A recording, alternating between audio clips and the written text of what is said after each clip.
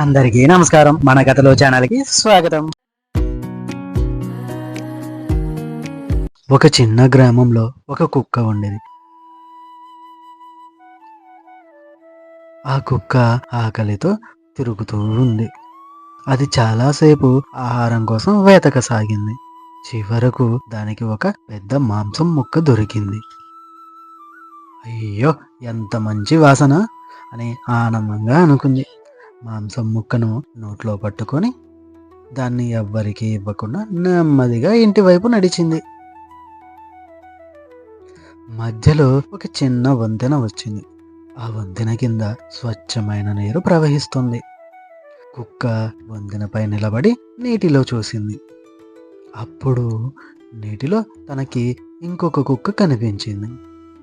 అది కూడా నోట్లో మాంసం ముక్క పట్టుకొని ఉంది. అయ్యో, ఆ కుక్క దగ్గర ముక్క ఇంకా పెద్దగా ఉంది అని ఆశపడింది. ఆ ముక్క కూడా నాకు దొరికితే ఎంత బాగుంటుంది అని మనసులో అనుకుంది ఆ కుక్క. లోపల అత్యాశ పెరిగింది, లోభం ఎక్కువైంది. అది ఆ నీటిలో ఉన్నటువంటి ఇంకో కుక్కపై మొరగసాగింది. బౌ బౌ బౌ బౌ అంటూ. అలా మొరగగానే తన నోట్లో ఉన్న మాంసం ముక్క నీళ్ళల్లో పడిపోయింది.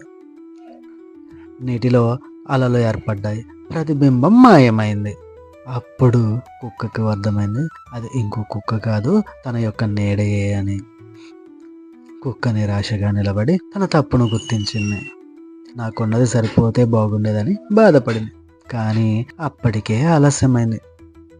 ఈ కథలోని నీతి ఏమిటంటే, ఆశ ఎప్పుడూ ఎక్కువైనా అది మనకి నష్టాన్నే కలుగజేస్తుంది.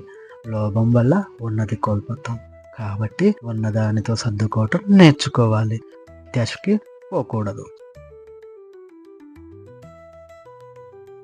ఇది ఈ రోజు కథ. ఇలాంటి మరిన్ని కథలతో మళ్ళీ మేము ముందుకు వస్తాను. మా యొక్క ఈ కథల ఛానల్ మీకు నచ్చినట్లయితే లైక్ చేయండి, షేర్ చేయండి, సబ్స్క్రైబ్ చేయండి. అదేవిధంగా మీలా మరో నలుగురితో మన ఛానల్ని సబ్స్క్రైబ్ చేయించండి. ధన్యవాదాలు. ఉంటాను మరి.